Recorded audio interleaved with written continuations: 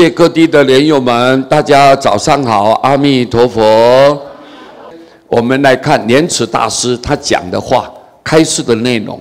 他说：“八难超十地之阶，八难超十地之阶，此则地狱鬼畜，但念佛者悉往生故啊。”这句话。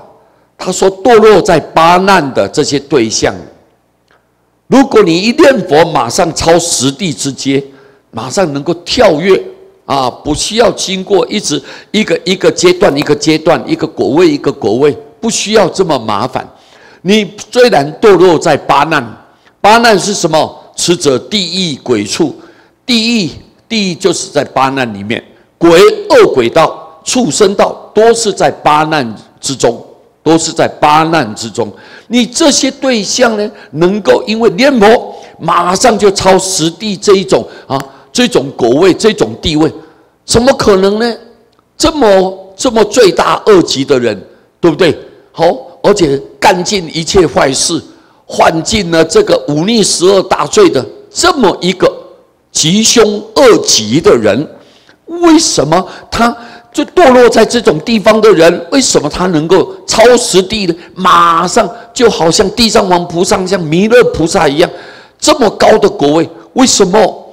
但念佛者悉往生故。这些人、这些对象，虽然他在地狱道、恶鬼道、畜生道，但是他只要念佛，只要愿意相信念佛，而且精进的念佛，不怀疑的念佛，他悉往生故。全部这些。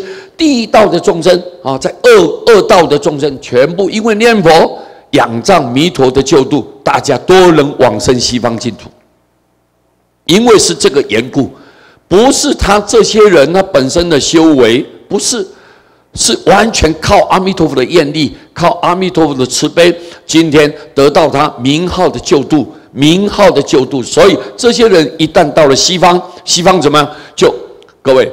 当生成就，来世就做佛了，就变成最起码到那边就是实地的这种地位了。这一种这种层次，这种阶位，到这样这么一个地位上，你想想看，这些都是怎么来的呢？完全都是念佛的关系，靠这个念佛，恶人念佛上得往生。你看这么坏，在地狱道。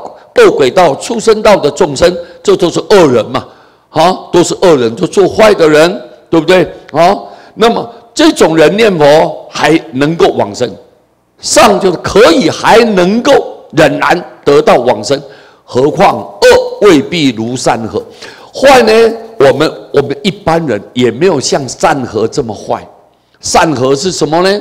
张善和是唐朝的这么一个人。 他专门杀牛啊，杀牛，我们都知道。所以在修行的过程当中，佛都一再的提醒我们，各位告诉我们，恶业当中最大的恶业是什么？就是杀业。你杀害众生呢，杀害生灵呢，所以这种杀业，这个罪过是最重最重。我们的恶也没有像善和这样一辈子都在杀牛，最后啊，他很凄惨。 很可怜，求救无门呐、最后有善知识来提醒他，告诉他：“你赶紧念佛，好好的忏悔。”想不到阿弥陀佛佛光马上普照，莲花现前，他就跟着佛到西方极乐世界。你看善和这个人张善和，这个一辈子都杀牛的人，也不知道什么叫做念佛，不懂得念佛。 最后要往生的时候，才念几句，没想到佛不放弃，没有放弃他，照样给他机会，给他希望，接引他往生西方。所以你看，恶人念佛还仍然可以往生，畜生念佛上得往生。你看畜生，包括畜生，好多鹦鹉念佛也去了，也都走了，猫念佛也都去了。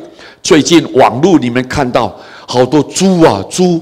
人家带他去做什么？去拜佛，好虔诚哦！啪一下子就拜了，就拜佛。你看，那个狗啊也都拜佛，猪也能拜佛，而且牛也能拜佛。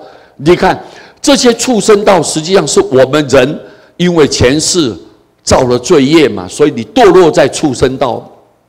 那畜生如果一旦念佛了，回光返照，好好的忏悔念佛，他仍然可以往生。何况灵而好为人类，这么有灵性的、很聪明的、能够判断是非的，我们称为是人的人，天地人是三才之一啊，三才之一。我们人最有智慧了，能够判断，能够选择好坏，能够知道什么对跟错都知道。那么我们这么有灵性的人，这么有灵性的人，那畜生就愚痴嘛。啊，你叫他念佛，他也不懂这个叫好，这坏，对他有什么好处，他没有办法判定。我们人呢，可以，我们人有这个能力，但是畜生念佛都可以往生，何况是我们人呢？何况是我们人，各位对不对啊？所以我们更应该要谨记在心，好好的念佛，大家发愿往生，今后大家都能成就，能够跳脱六道轮回啊，太幸福了，太快乐了。对不对啊？所以各位一定要注意哦。莲池大师这么用尽苦心来告诉我们末法众生，说坏人念佛照样往生，何况是我们人，所以更应该要珍惜自己，把握自己。此时此刻，此生此世，我们应该要珍惜，不要糟蹋生命，好好的念佛，大家发愿往生，以后不要再轮回。不要再受苦，各位对不对啊？好，这一段内容简单给各位大家报告，好，供养大众啊，供养大众，谢谢大家，阿弥陀佛。